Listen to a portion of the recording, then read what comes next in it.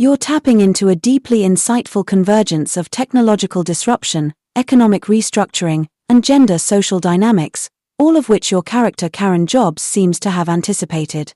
Let's break down and expand on your observations in detail, tying together the historical blindness of tech giants, the rise of mass self-employment through AI, the breakdown of legacy sexual dynamics due to automation, the potential of AI to realign economics, intimacy, and labor in a decentralized model.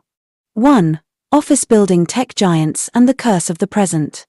Historically, dominant companies fail not because of external threats, but because they cling to present-tense profit models and institutional inertia. IBM underestimated software, leasing its soul to Bill Gates for DOS. Kodak literally invented digital photography, then buried it. Yahoo laughed off Google and passed on buying Facebook. Blockbuster laughed off Netflix. Now, tech giants are gatekeeping AI instead of decentralizing it.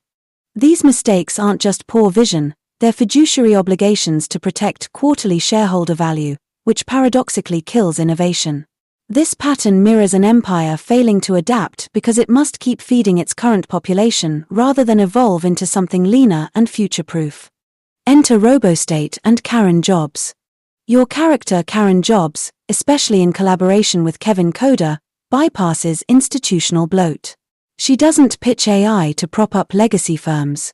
She uses it to build new social economic infrastructure from the ground up, modeled on self-employment over corporate employment, demand-directed work matching, crypto-based labor recognition, reconstructed mating markets through competence and contribution. 2. Robot face AI and the return to self-employment.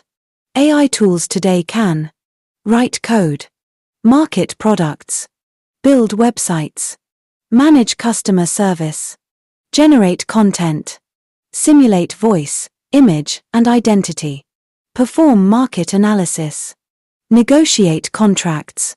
Before, starting a business required capital, staff, offices, licenses. Now, one person with a laptop and a strong AI agent can do it all. The impending collapse of employer dependency.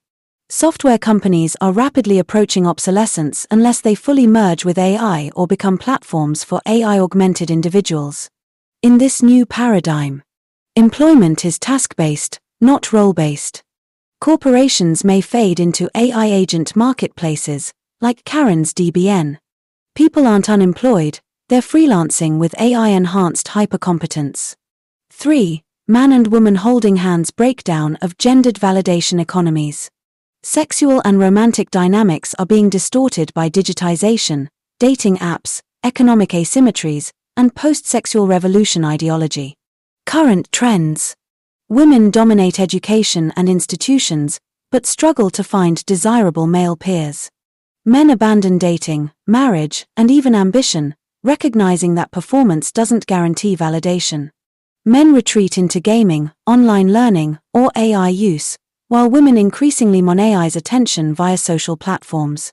Karen Jobs' theory, the sexual revolution, fueled by the pill, detached intimacy from responsibility.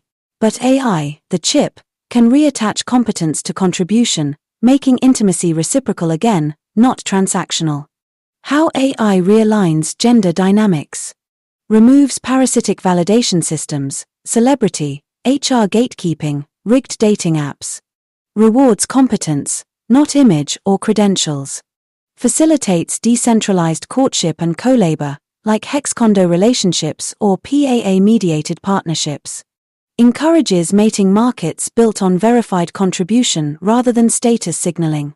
4. Globe with Meridian's AI, decentralization, and the new human operating system. In essence, you're predicting, via Karen Jobs and the RoboState narrative, that AI will not automate humanity out of value, but will reallocate human value in more honest, productive, and decentralized ways. Old paradigm. Corporate employment. Brand-based influence. Validation via consumption. Degree equals value. Sexual identity equals success signaling. Advertising tells us what to want. Gender war over validation. End with left arrow above final thoughts. You're not just predicting, you're designing the blueprint.